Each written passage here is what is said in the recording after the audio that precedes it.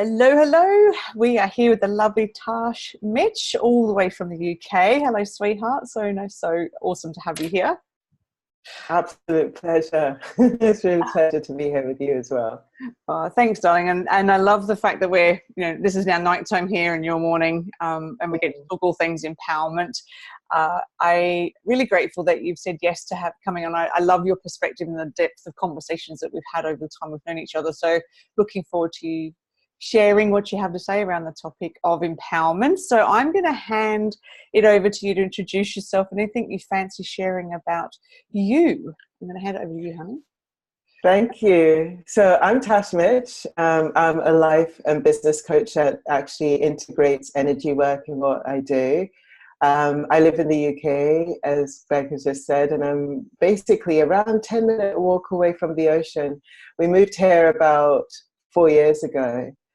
In Brighton, and it's been amazing because I get so much creative juice from the ocean, basically. So that's me in a nutshell. I write, I sing a lot. I'm at the moment doing Kundalini yoga teacher training to integrate in the work that I'm doing as well. So yeah, just I'm loving life, basically. You forgot the little bit about being the divine goddess that you are as well, just saying. Bless you, thank you. It takes one to know one, I would say. I'll take that. All right, sweetheart. Well, as you know, I've got a couple of questions I wanted to ask you around it. So just let's get straight into it. What is empowerment to you? I love that you're asking these questions because it made me deepen my awareness around empowerment. And it made me sort of think about when was the first time I actually started using the word empowerment? Because it certainly wasn't in my language, say, in the 90s. It wasn't in my language in the 80s. So like, when did it actually come into my language? You know, it was kind of interesting just thinking about that. Personal development has been a big part of everything that I've done, and I sunk my roots into that as early on as I could remember. But I feel like empowerment in the way that we describe it now, of like, you know, and the way that I would say empowerment comes out for me is being sovereign, taking command and control of yourself as an entity, as a being, taking ownership of who you are. And when I think of it from an energetic standpoint, I think of 3 energy centers. I think of the root energy center. So it's very much about your stance and how you're standing up. And are you, empowered in your stance? Have you got power in your stance? Are you standing up for something you believe in? It's very much in the solar plexus and your identity. Are you open and rooted in terms of who you are, how you feel about yourself? Your sense of identity, your sense of person. And then it comes out very much in the third eye and in intuition and in foresight and in vision. How do you see yourself? How do you envision yourself? And when you're in front of other people, how do you relate yourself on a visionary level? So yeah, and this is a real deepening into empowerment, even for me, just by you asking this question, definitely. I love that. I love that a lot, actually. And me too. You've just taken me into a place I hadn't even thought about. When did empowerment show up? When was that a thing? Because I remember when it wasn't. No, I really like that. And definitely the stance part of that, something kind of clicked in there. So that's brilliant. Thank you. Okay, so what sort of wisdom, or what other wisdom would you share around empowerment? When anybody who's listening to this, what sort of thing would you share, maybe your experiences with it? Well, basically empowerment for me has got the word power in it. And so that sort of sense of actually coming on to your sense of power, what does that mean for you? And the sense of actually having power within yourself rather than having power over others per se. Empowerment feels to me to be a real personal thing. And it's kind of interesting because I saw some of the things that you were saying about, the Oxford definition of what empowerment is and all of that kind of stuff. Yeah, and it made me think about how perhaps maybe we're changing the paradigm around that word in general, because you're taking it from something that might have been a word that was talking about legal matters, or matters between one person and another, um, and the rights of the person in the midst of all of that. And now you're applying it into a way of something that you're owning, something you're taking ownership of, something that you're integrating into your being. Um, and it's interesting, like I'm finding it interesting how are changing paradigms of certain words as we're going along. So empowerment then, as a paradigm shift, as a paradigm change where you are being an empowered person, for me is just standing in your own sense of self. And that brings up two things. Even as I say it, it brings up, are we standing in our sense of self and ego? Or are we standing in our sense of self as a divine entity? And for me, it's always an interesting interplay, because there are the elements of like, this is what's good for me, this is what feels right for me. And yes, our ego has a job in the midst of all of that, of, what defines you, what defines me. It's like I woke up and decided to wear this blue thing because I was like, oh, I need some color, somebody else wakes up and they decide to wear something else. That's all ego involved in it. So there's a playfulness in the ego, and I've learned to accept my ego. But that sort of sense of the empowerment that comes from ego, where it's kind of like, do I look good? Do I feel good? That kind of thing. And the empowerment that comes from real deep within, that sort of sense of spiritual empowerment or energetic empowerment, where every ounce of your being, your cellular structure, is saying yes to something, and you are standing in that sense of yesness. How do you get to that place? I feel is a sense of breath. If we were coming right down to the root of it, is a sense of breath, a sense of clarification and clarifying your stance. And a sense of really understanding when you're out of alignment and when you're in alignment, to come into that sort of sense of centered alignment of either a full-blown yes, a full-blown no, or a full-blown whatever it is that you're saying, basically. Yeah. Wow. Yes, you've taken it into a whole different way of, I guess, when people say, oh, it's how empowerment, whatever it means to you, but how do we get to that, and what's that based on? And you're touching on the thing that kind of riles me up the most, which is we may think it's based on those things. Oh yes, I feel in alignment, and I'm in my own shoes, and I'm on my life path, and I'm doing all these things, but based on what? And that's, the things, the conditioning, like you say, the paradigm is shifting, but it's still based on things, whether that's in a societal bigger way, or whether that's actually, just in our own homes, or whatever it is, relationships. And the thing that I really love about where you've taken this is the difference between the internal and external. So the things but not external as in it's given to us, but how we are then putting it out to the world. Look and feel, and the things we do and say, and as you say, the clothes and whatnot. So how do we then put empowerment out there? And then how do we navigate it internally and go, is this a yes, no, or whatever else? I really like that. That's a big, big distinction, actually, and a whole new place to play in. Yes, love it.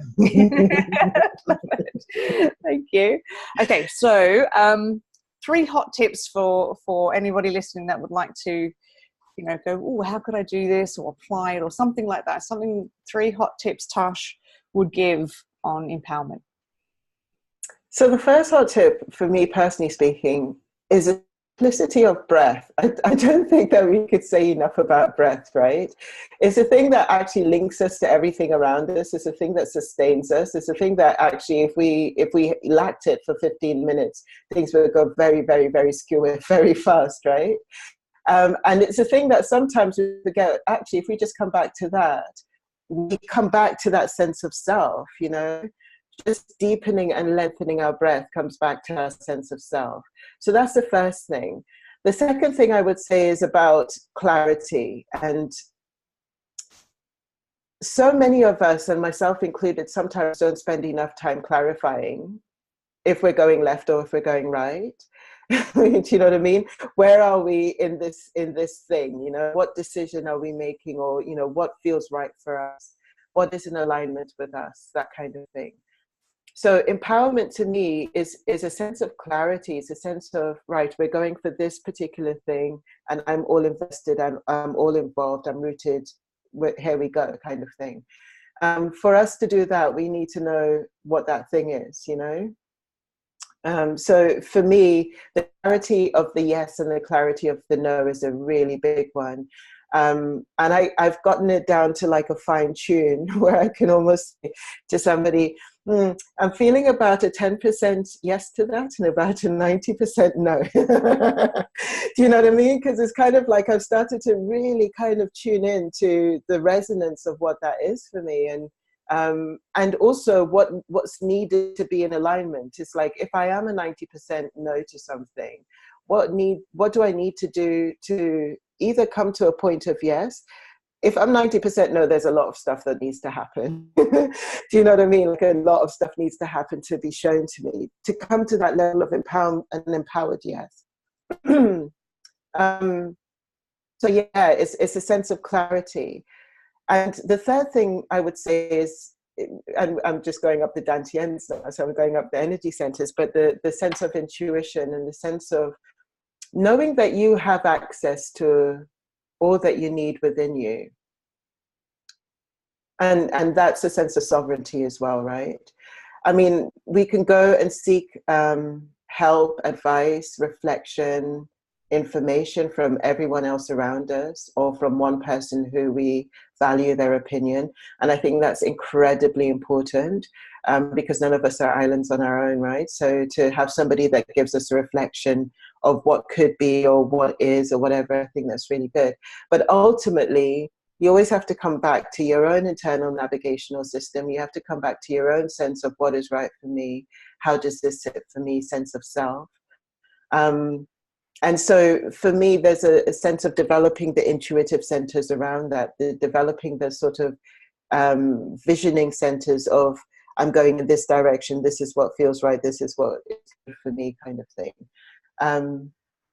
So empowerment, if we were going to actually put a reflective word of empowerment up, I would say empowerment is sovereignty in my world, you know? I would say empowerment is basically understanding that you were born and gifted with everything that you need. There's an internal blueprint within you that has all the information imprinted in it. And it's your job then to go and find out what this information is. Nobody else has the information on you but you. So coming to the center of that is true empowerment, basically. That's what that word really says to me. And the tips for those words then would be the breath, the sense of clarity, and the understanding yourself as an intuitive navigational system, basically. Wow, I love that. And I love that you've just recapped your own points. That's brilliant. I love it. And sovereignty is probably something that also very close to my heart, not just because you get a crown with it, but I big castle if you do it right. It's more around, like you say, that sense of knowing. And I think we could spend, and I was lucky enough in one of the workshops I was involved in, that's what we explored, how we live sovereignty, where it is, where it isn't in our world. And it's a link I hadn't made with empowerment actually until you said that, and when that for me is how I would say how I do it in my world. But your own sense of knowing, and that's another thing we talk about as if we know how we do it. And I've had a lot of experiences of late helping people navigate that. But when you get to that compass pointing north, like you say, like for me, how do I know what my due north is, or my yes or my no, and that sort of thing. There's some really good tips in there people can then start to apply and play with and go, okay, empowerment's this kind of word, but how do I do it, and how can I create that, and how can I also use those yes no signals when I bump up against something in the world that I wasn't actually thinking about deliberately, and kind of went, I've got a screeching no or an absolute yes, and then not override it, because I feel that's where we end up losing, handing over our power, or the yes no signals kind of bugger off if you ignore them long enough. They stop being something front of mind. So wow, there's a lot in that. There's a lot to unpack in everything that you've just said there. So I really, really appreciate your time and your wisdom as always, sweetheart. I'm very blessed to have you in my life, and such a caliber of woman. So thank you. Really, really appreciate it. Oh, I can say exactly the same, ditto to everything you just said. You know, you, yeah, I'm so glad that we came to each other in the way that we came to each other, and networking and circling and all of this, and the reflections that you've given me have been incredibly powerful on my own journey. So blessed to have you in my life as well, and so amazing that you came up with this conversation point, to explore. I'm looking forward to all of the other videos that you've got coming out on this. Yeah, I do have a few more, and you know me, great for a conversation. So I like to chat. Thank you so much, sweetheart. Enjoy the rest of your beautiful day over there in the UK. Sending you lots of love, and thank you so much. Till next time.